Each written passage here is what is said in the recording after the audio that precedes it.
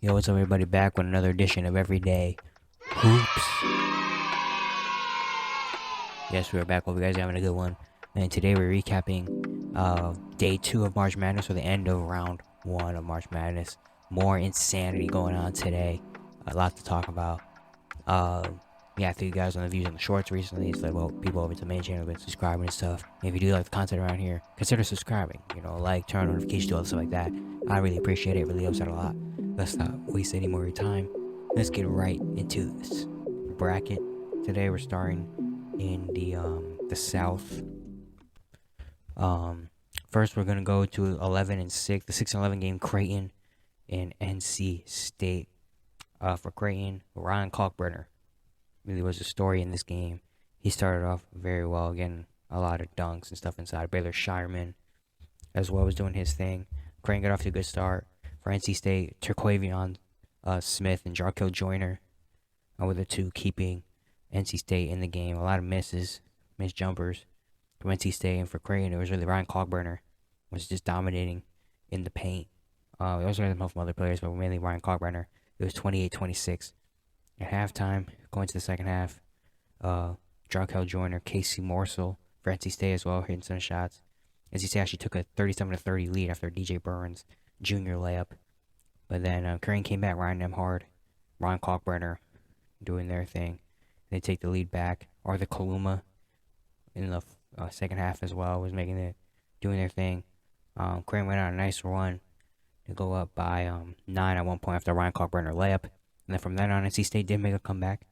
Terquavion Smith was the guy in this game, getting to the free throw line, getting dunks and stuff. But Ryan Kalkbrenner getting to the free throw line, and then Baylor Shireman jumper with a minute 10 left kind of sealed the game. NC State wins 72-63. The 60 moves on to the next round. Yeah, Creighton shot 46% from the field. They only missed 2 free throws. NC State shot just 37.5% from the field. They shot 3 for 14 from 3, 21%. The rebounds are very tight. The assists, though, Creighton out-assisted NC State 15-3. They also had 6 blocks. Yeah, Ryan Kalkbrenner was amazing in this game. He finished with 31 and 7. With 3 blocks as well, shooting 11-14, hit a 3-pointer in there as well. And then Kaluma, Shireman, and Nembhard all each had 10 points as well. Just a really good collective. But Ryan Kalkbrenner really was his guy. For NC State, Terquavion Smith had 32 points. He shot 12 for 27, 1 for 5 and 3. He's a draft prospect in this draft. He maybe rated his stock. He was the only one really playing out there for NC State. He had 32. Joyner had 13, but they didn't really get much help from anyone else. DJ Burns was 1 for 5. Clark was 1 for 6. Joyner even shot 5 for 18. Got 4 bench points. It was just tough. NC State didn't really have a lot of their stuff right in this game. And Creighton, Ryan Kalkbrenner was really good. And their others really chipped in when they needed to. And they win their game. And then going to a 3-14 matchup in the South, Baylor and UC Santa Barbara. This is a big start from Baylor in this game. LJ Cryer and Adam Flagler really were starting this game off well, but UC Santa Barbara was in it. Calvin Wishart was making shots. Very back and forth start in this game.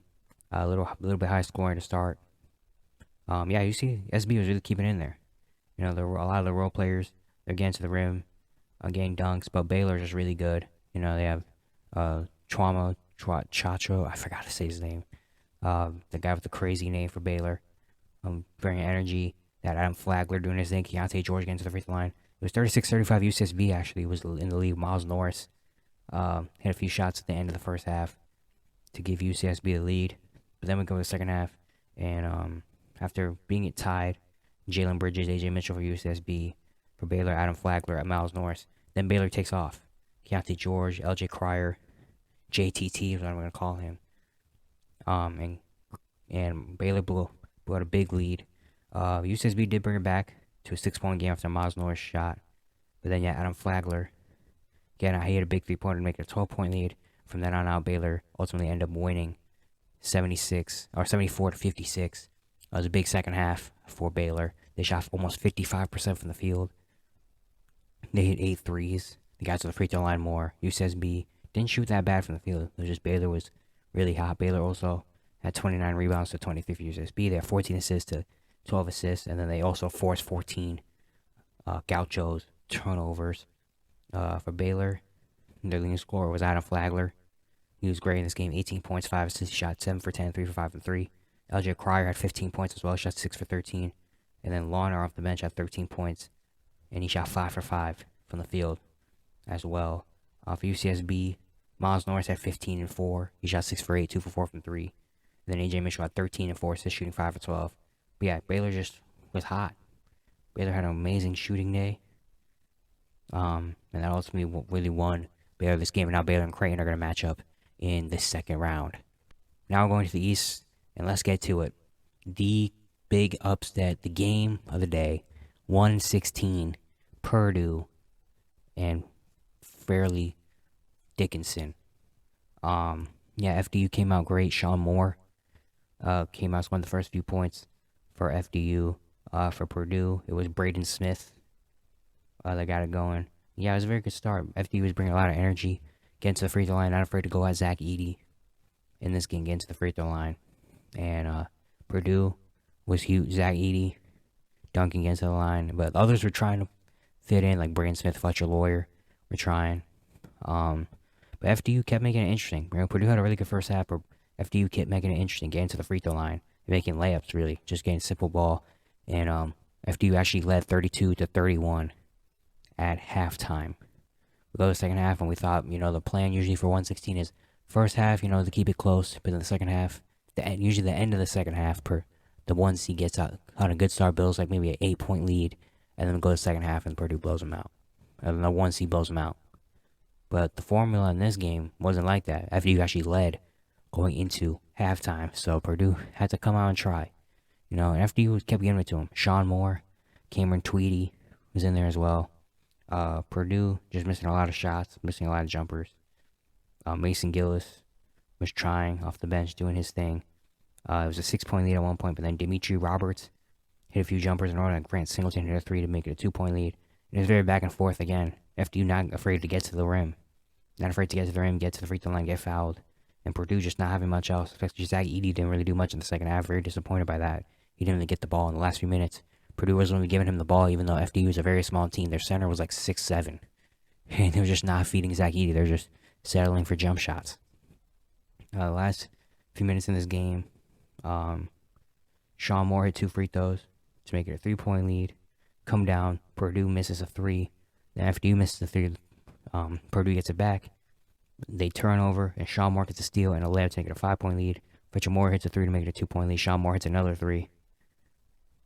Keep going. The last few seconds, Purdue gets to the rim. 12 seconds left, misses a layup. Sean Moore with an amazing block for FDU. They get it back. And Fletcher Lawyer takes a horrible corner 3. I mean, that was a horrible corner 3. They're down 3. And he just tried to force one up, even though he still had like 7 or 8 seconds left. He just forced one out from the corner, airballed it. And FDU makes the free throws, and FDU pulls off the historic win, 63-58. They're the second number 1 seed in NCAA history to be beat. They're the second number 16 seed in NCAA history to beat a 1. Shout out to UMBC, who did it back in 2017. But yeah, just insanity from FDU. They played their hearts out there on the court. And Purdue just wasn't feeding their big man. They're the National Player of the Year. They weren't feeding him. Both teams shot pretty bad from the field, which is good for FDU. A bad shooting night. The 3-pointers, FDU shot 7 for 23. Purdue was 5 for 26. FDU also made 80% of their free throws. FDU, the turnovers.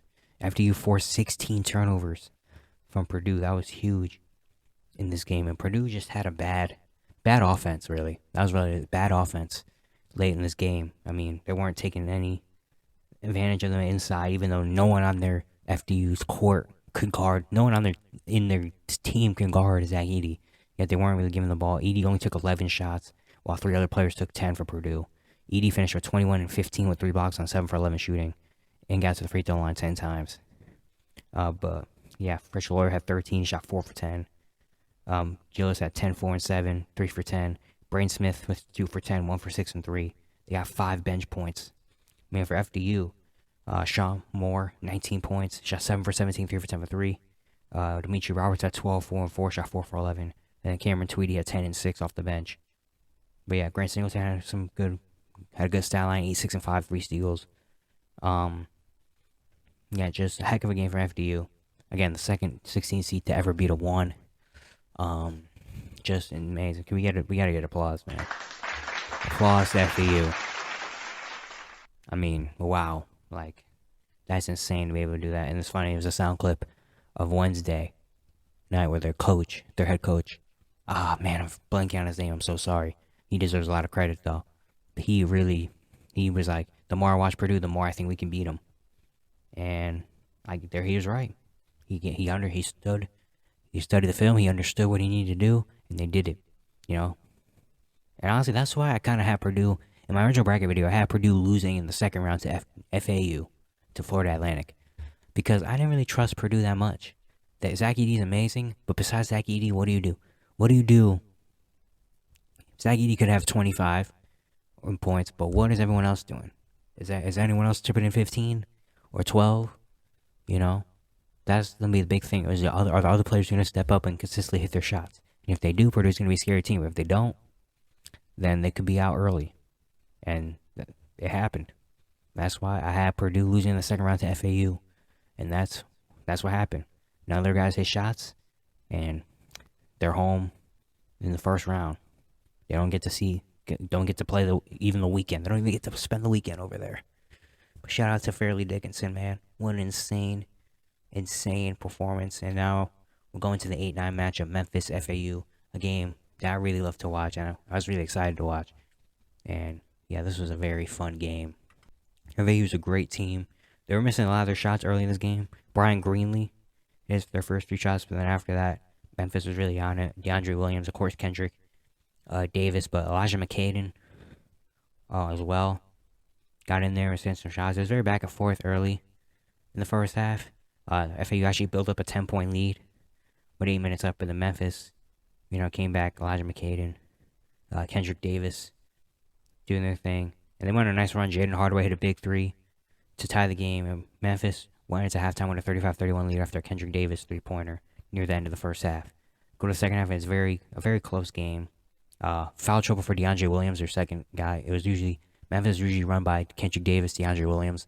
DeAndre Williams picked up 4 fouls very early in the game. So it was very tough for FAU. Made it come back, they got to the free throw line. They wanted fouls, so they get into the rim, get into the line. And that really brought them back.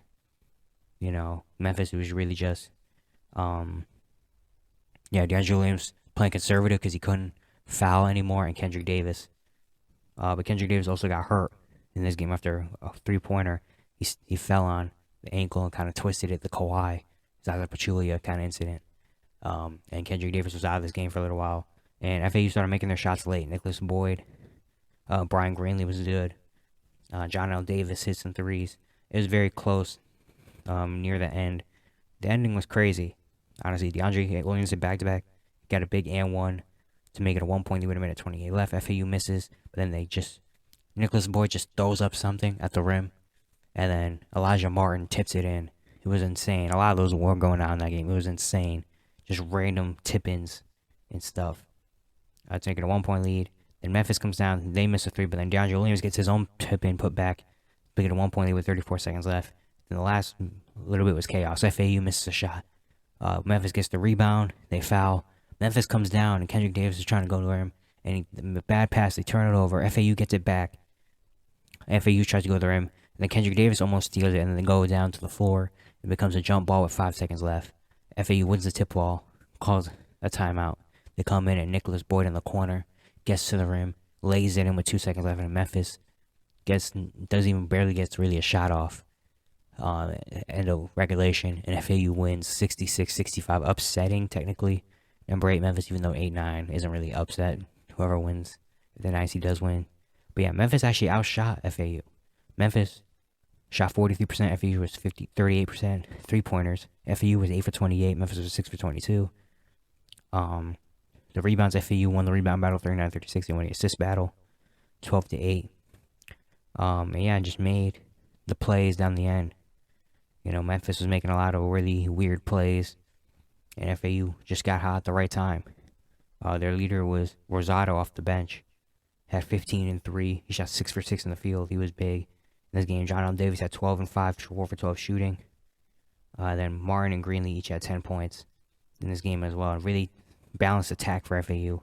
For Memphis, Kendrick Davis has 16. He shot 5 for 15, 2 for 6 and 3. He played his heart out there. And the DeAngelo Williams had 13 and 13 on 5 for 15 shooting. But yeah, Larson was 2 for 5. McCaden went 3 for 8. Their bench didn't really do much.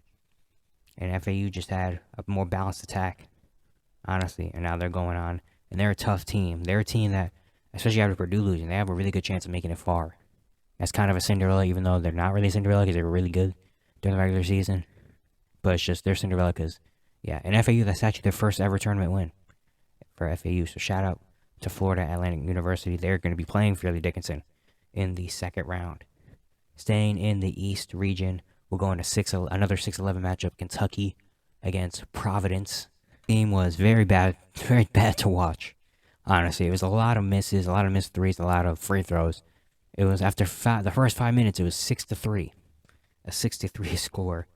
Yeah, it was a very low scoring start to this game. The first double digits didn't score. They scored to like almost 10 minutes in. Yeah, it was a very tough watch to start. But then as of the last under 10 minutes or 10 minutes and under started to go off, people started to score. For Kentucky, Antonio Reeves, Chris Livingston, Jacob Toppin, even a little bit. And for Providence, Chris Livingston started his shots. Ed Croswell was really solid. Kentucky went into half, leading 38-31. Jacob Toppin was good in the first half, hitting some shots. You go to the second half, and Providence comes out really nice. Providence comes out hitting the first few shots. But Cason Wallace for Kentucky hits 2 shots in a row, and then hits a free throw. To break Kentucky up by 6, and Antonio Reeves hit a big 3-pointer to make it a 9-point lead. And yeah, then it went a few minutes with a lot of turnovers, sloppiness, fouls, missed threes. And Providence just couldn't really lock in, I guess, shooting the ball. A lot of their stuff was made inside, which Ed Croswell had back-to-back dunks to make it a 4-point lead. But then for Kentucky, Oscar Sheboy, Chris Livingston, and then Jacob Toppin getting to the free throw line kind of sealed it, and Kentucky wins 61-53. Again, very weird shooting night for both teams. Both teams shot 36% from the field. Both teams hit 5 threes. The free throw line was big, though. Kentucky was 10 for 13 for the free throw line. Providence was 6 for 11. In the boards, Kentucky outboarded Providence 48-31, had 18 offensive rebounds. And that was really the big factor. Oscar Sheboy was a monster down there in the glass. Antonio Reeves finished with 22 points at 8 for 18 shooting. Jacob Toppin at 18, he was big in this game. Oscar Sheboy, 25 rebounds, 11 offensive rebound shot. It was 8 points, 25 rebounds, 2 assists, 3 steals, 2 blocks, shot 4 for 10. He was insane in this game on the rebound glass. Not really what won him this game. For Providence, Ed Croswell had 16 and 5, shot 8 for 10, and then Carter had 10 points. But yeah, didn't really get much shooting help from anyone else. Both their guards shot under like about 30%-ish. They had 3 bench points as well, even though Kentucky had 0 bench points. But, I mean, Kentucky had 2 players that were going off, and Providence didn't have that. Kentucky just outworked them, really. Kentucky outworked Providence, and now they're moving on to the second round. And then the next matchup we have is a 3-14 Kansas State, Montana State.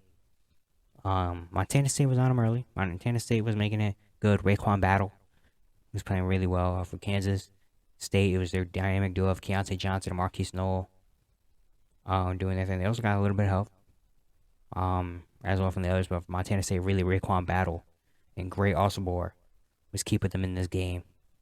And then Kansas State went on a little run with their bench. Cam Carter, Desi Sills were doing it. Kansas State led 34-28 at halftime. Going to the second half, Raekwon Battle was trying to keep Montana State in it, but Kansas State just had the better team. Honestly, that's what it showed. They had the better team. They had Keontae Johnson, Marquise Knoll, but they also had Naquan Tomlin. The second half was doing really good. Cam Carter, Desi Sills, and then Montana State, Jabril Billow, one of their better players, just did not have a good shooting day. And Kansas State ultimately ends up winning 77-65. Kansas State shot 58% from the field. Montana State shot 46% from the field.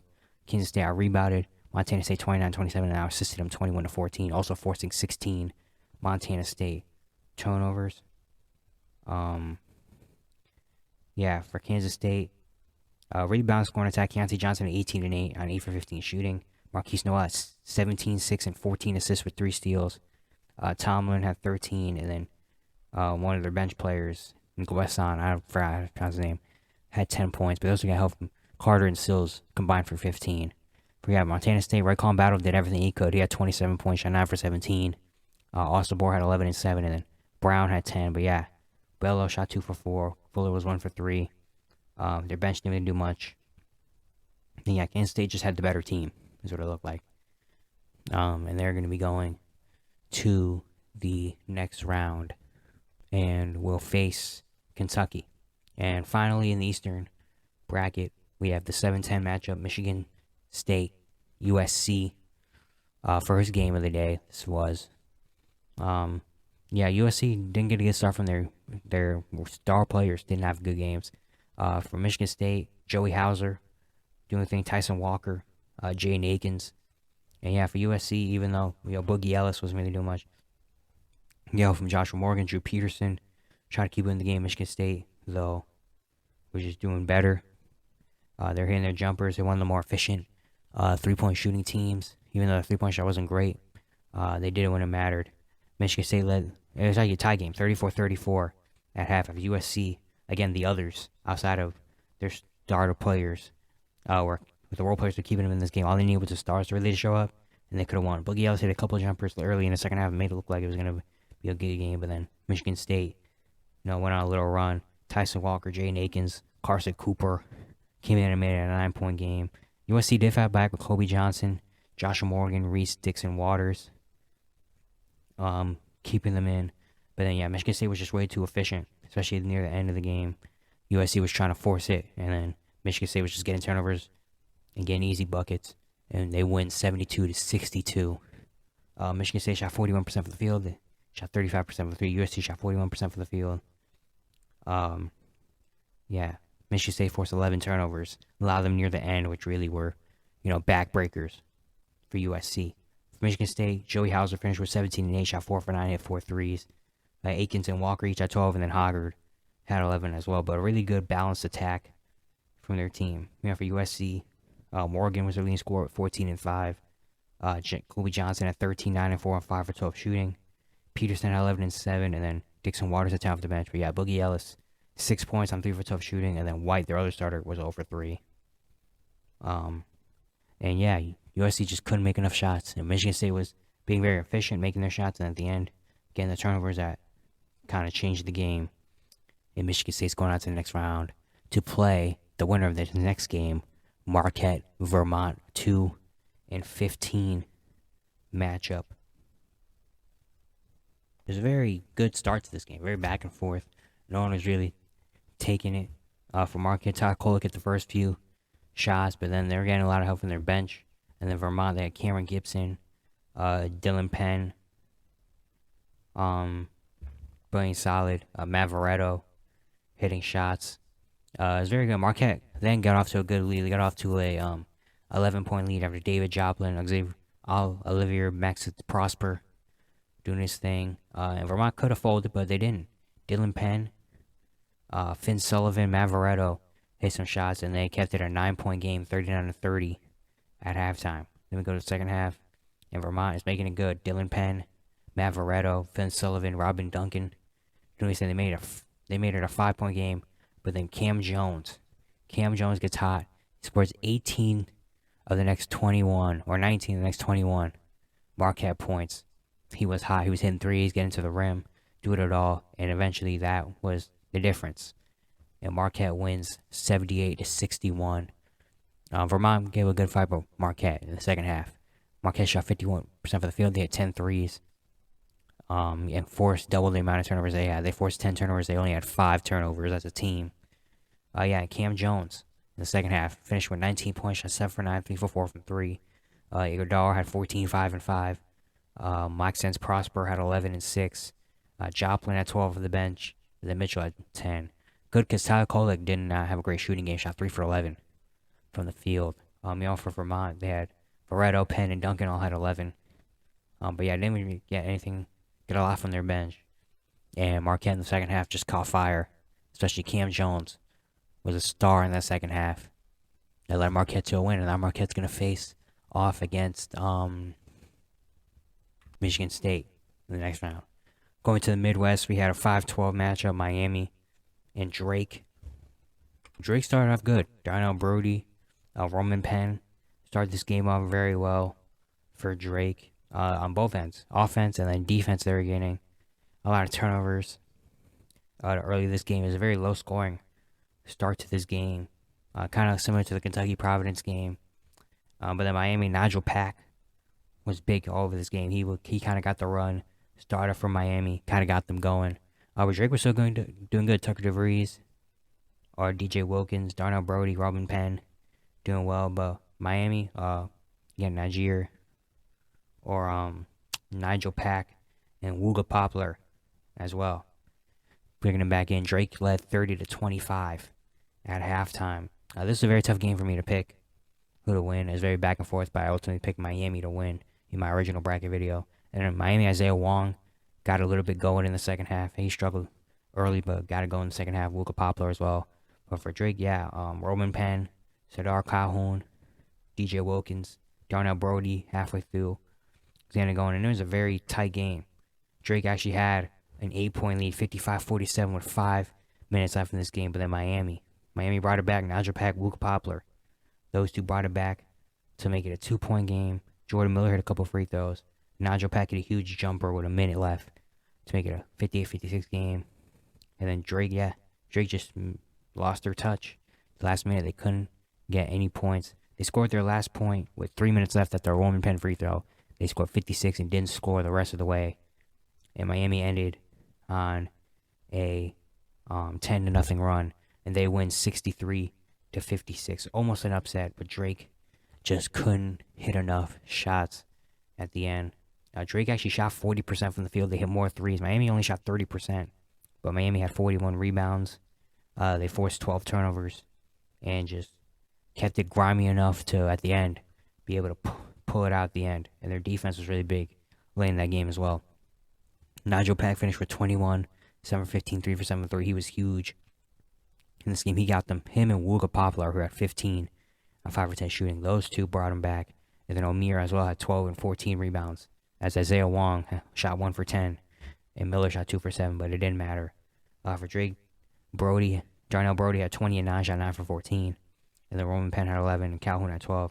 Tucker DeVries, their leading scorer of the year, shot 1 for 13 and 1 for 11 from 3. He had a tough day shooting the ball. And maybe if he hits 1 or 2 more shots, Drake wins this game. But Miami, again, hustles to the very end.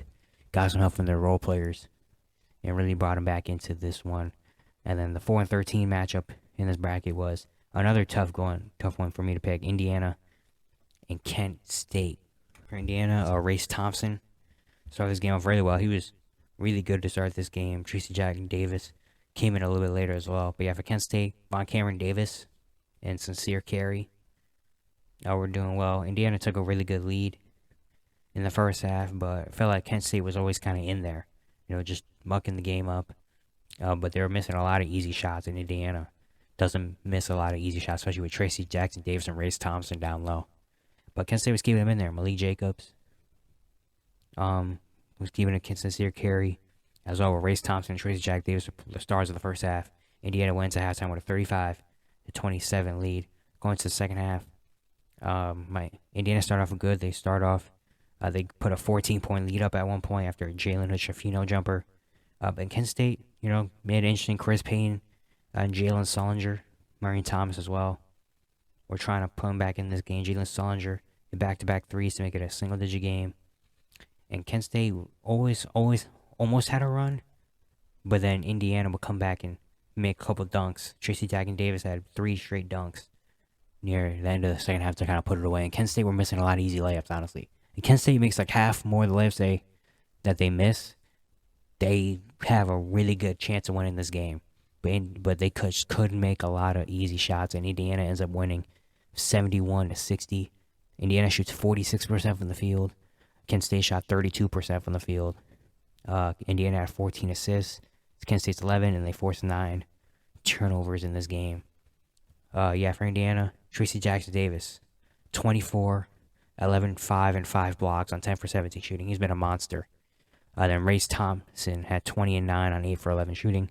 And then Marcus Koff had 13 and 5 as well. For Kent State, Sincere Carey finished with 15 on 5 for 18 shooting. And then Davis and Payton each had 10 points. Yeah, not good games from Thomas and Jacobs for Kent State. They combined to shoot 5 for 21 and 2 for 7 from 3.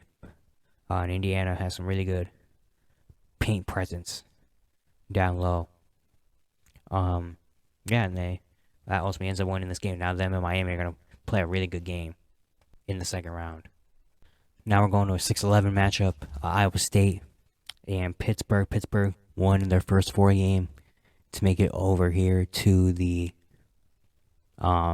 first round of the tournament. And Pitts got off to an amazing start.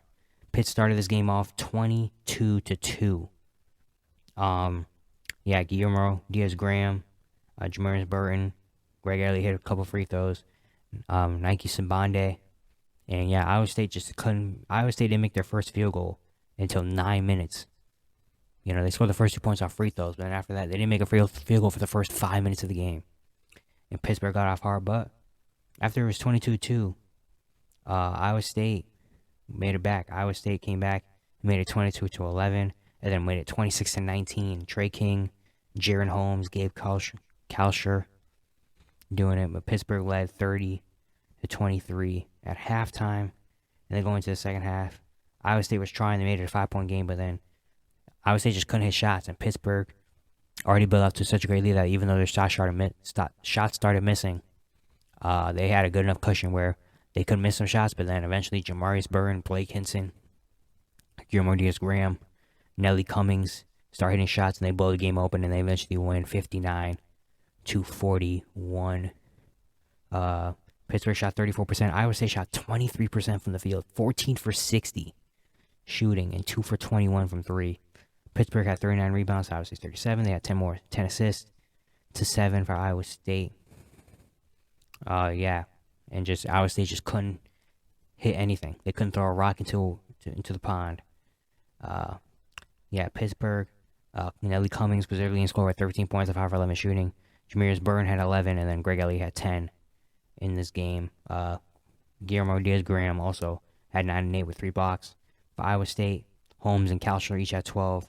King had 11, and Lipsey had 10 rebounds. But yeah, they had one bench point. I would say had one bench point, and their starting guards, Holmes and Kalsher, combined to shoot 10 for 31 from the field and 1 for 14 from 3. Yeah, you're not gonna win a game if your two guards are doing that. But yeah, shout out to Pittsburgh for a good win, and they're gonna be playing the winner of the next game, 3-14, Xavier and Kennesaw State. A very exciting game. Xavier started this game off 9-2 with a lead of Sully Boom, Adam Klunko, Jerome Hunter. So this game off good, but then, Kennesaw State fights back. Chris Youngblood, Quincy Adamakoya, Terrell Burden started hitting shots, and all of a sudden they made it a game. Simeon Cottle hit a 3-pointer to tie the game, and then Spencer Rogers hit a layup to make it a 2-point lead. Xavier's shot just wasn't falling, and Kennesaw State was making great plays, hitting jumpers, getting to the rim, getting some insane layups to fall, but hitting their threes as well. And Kennesaw State actually led 43-36 at halftime. Terrell Burden had a nice crossover in that first half as well. It looked like, Xavier might be on upset watch, and it looked like that. Kennesaw State took a 51-38 lead at one point after Spencer Rogers' layup, a 13-point lead, and it looked like Xavier was going to be the next one on upset watch. But they found their way back. Kobe Jones, Jerome Hunter was huge in this game, doing some things. Slowly Bohm as well. He had a jumper to tie the game at 61, and then Jack Nunji hit a free throw to take the lead. And then, Kennesaw State their jumpers wasn't hitting. Terrell Burden missed some shots. Alex Peterson missed some shots. Their shot wasn't falling. Xavier was starting to find their way into this game. Kobe Jones hit a free throw, make it 68-67 after a foul.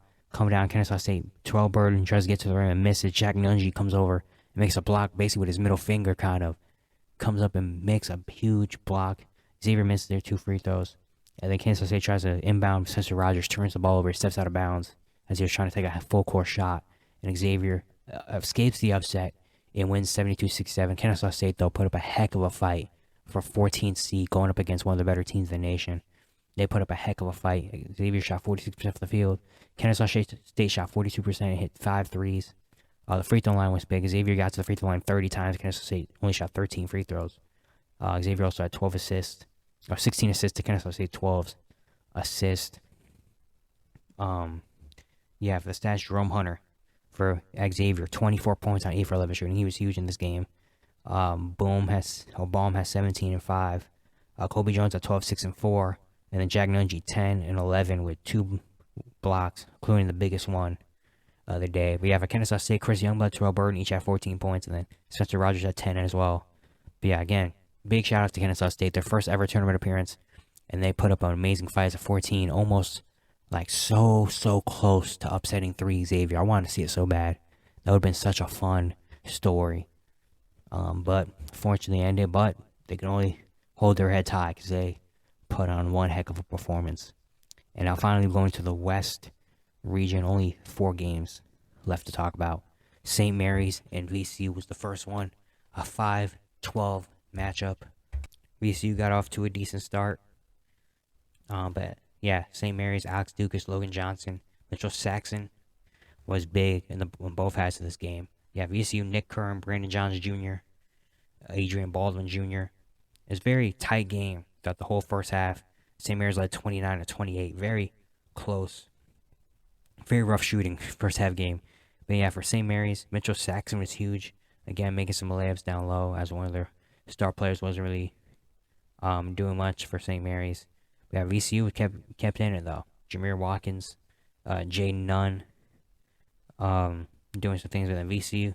St. Mary's, Mitchell Saxon again, Augustus Marcialunas, doing things, and Alex Dukas making a layup to make an 11-point lead. VCU did fight back in this game. They tried to, at least, but St. Mary's, playing really good defense late in this game, and they win the game 63-51. VCU I had pick going pretty far, but they don't make it out of the first round. St. Mary's ends up shooting 40% from the field. VCU was 36%.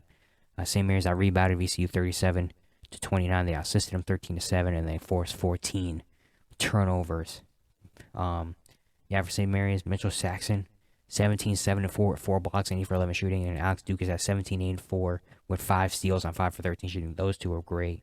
And then Augusta Marcialunas at 13 off the bench, and Johnson at 13 as well. Mahaney was over 5, didn't score. He's one of their better scorers, but they got some from everyone else. And then VCU, Adrian Baldwin Jr. had 13 on 6 for 11 shooting and didn't get any other double figure scores. Nunn was 3 for 10. Johns was 3 for 7. Deloach 0 for 2. Shriver was 2 for 6 off the bench. Jackson 1 for 7 off the bench. Yeah, just not a great shooting game for VCU. A very grinded out defense game. And St. Mary's loved that playstyle today, and they ended up winning it. And they played the winner of the 4-13 matchup, UConn Iona. This game was honestly not as good as I thought it was going to be. Iona put up a fight early, of course. Walter Clayton, Dennis Jenkins, Barrick, and John Lewis was trying, but then, UConn, Andre Jackson hit a 3 to start the game, and that's how you know something was going on. Adama Sanogo dominating on the inside. Him and Andre Jackson were just dunking. Andre Jackson hitting 3s as well was huge. UConn was actually down 39-37 at halftime. Iona was playing really good. Michael Jefferson, Nelly Jr. Joseph, Dennis Jenkins, Barrick Jen Lewis doing his thing. But then UConn, second half, Jordan Hawkins, potential draft prospect, doing his thing, hitting 3s. Adama Sanogo as well. Adama Sanogo was huge in the second half, dominating the paint, and Andre Jackson hitting 3s really sealed it off. And UConn blows it open in the second half, and they win 87-63, sending Iona home. The paint. The paint was huge. UConn shoots 48% from the field. Iona shots 38%. UConn hit 11 3-pointers. They rebounded Iona 45-29. They assisted them 24-9 as well. Just dominating the inside, really. Adama Sanogo, 28-13 on 13 for 17 shooting. An amazing game from him. Jordan Hawkins had 13 points, hit 3 threes, and Andre Jackson Jr. had 10, 5, and 7. He hit 2 threes in this game as well. And Donovan Clingan, shout out to my boy, 12 and 9 with 2 blocks. And then for Iona, Walter Clayton, 15, 4 and 4 on 4 for 10 shooting. Dennis Jenkins had 14, 2 and 5 with 4 steals. And then Barry John Lewis had 13. But yeah, Iona just didn't have the inside presence that UConn had. And UConn wins that game, and they're going to go and play against, oh my God, they're playing against St. Mary's. And then the final 2 games, 6-11, TCU, Arizona State blowing out Nevada in the first 4 game to make it here to this game. Starting early, Arizona State started this game off really well. For TCU, Mike Miles Jr., Emmanuel Miller, Chuck O'Bannon Jr. doing his thing. TCU started this game off with a 15-4 lead, but then Arizona State fights back. Jemiah Neal, Alonzo Gaffney, Warren Washington, Luther Muhammad doing their thing, and they take the lead. And it's very back and forth in the first half. A lot of free throws, a lot of threes, and Arizona State led 44-37 at halftime. Just a really good start after starting off very bad. Arizona State came back from the TCU. Arizona State actually led by 11 at one point after Desmond Gamebridge layup. But then TCU fights their way back. Mike Miles Jr., dog, getting to the free throw line. He got a lot of free throws. Getting to the free throw line, attacking. Jacoby Coles and Damian Bowe hit a big 3-pointer. Emmanuel Miller doing this thing. TCU fights their way all the way back. Arizona State though still keeps going. DJ Horn, Warren Washington, keep it going. Almost bring it to a double-digit lead again. But TCU, Damian Bowe, Chuck O'Bannon Jr., Mike Miles doing their thing. Bring it all the way back. Damian Bowe hits a big 3-pointer to tie the game at 6-7 with a minute 52 left. And then Arizona State just couldn't hit their threes. They also were turning the ball over down low. And TCU was getting it. Damian Bowe hit 2 free throws to make it a 6-9, 6-7. Mike Miles hit a free throw with 24 seconds to make it 70-67. DJ Horn hit a big step-back 3, 70-70 to tie with 18 seconds left. But come down, TCU gives it. Jacoby Coles drives to the rim and floats it up and in to make it 72-70 with 3 seconds left. And then Arizona State comes down and misses a shot, and TCU wins, pulls out of it 72-70. Big win for them. Arizona State shot 48% from the field in this game. Both teams hit the same amount of threes. The free throw line was a big difference. TCU made 74% of their free throws. Arizona State made 66%. TCU out-rebounded Arizona State 38-34. They out-assisted them 14-10. And they also forced 13 Arizona State turnovers. There's a big difference, especially down low in the paint. TCU Mike Miles, 26 points, 6 for 15, hit 12 free throws. That's huge.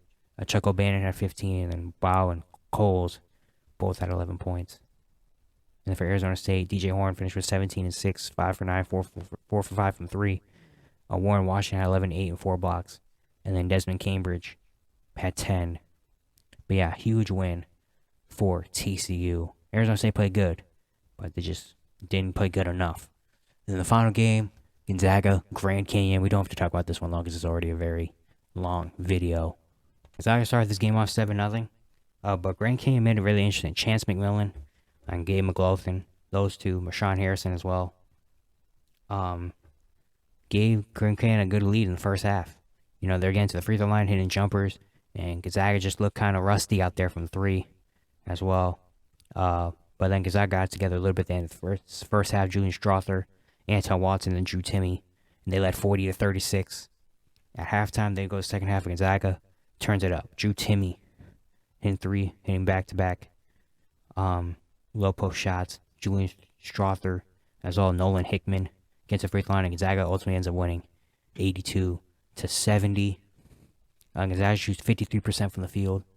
They shoot 19 free throws. They are rebounded GCU 39-25 as well in this game. It's just really turned it up and like, hey, we're 3 seed. Let's get it together. Julian Strother was huge in this game. 28 and 10, shot 9 for 15, 3 for 6 and 3. Then Drew Timme had 21. Anton Watson had 14 and 11. And then for Grand Canyon, Rashawn Harrison had 20, 8 for 19. Chance McMillan had 16. Gabe McLaughlin had 11. But yeah, Gonzaga just was a better team, and they ultimately ended up winning. Yeah, that's the end of March Madness. That's the end of the first round. Second round starts this weekend, or I've seen this today. Yeah, should be very exciting. Already an insane first round, and it's only going to get even crazier. But yeah, hope you guys enjoyed this video. Once again, if you do like the content around here, please consider subscribing, like notifications, do all that stuff. And I will see you guys tomorrow.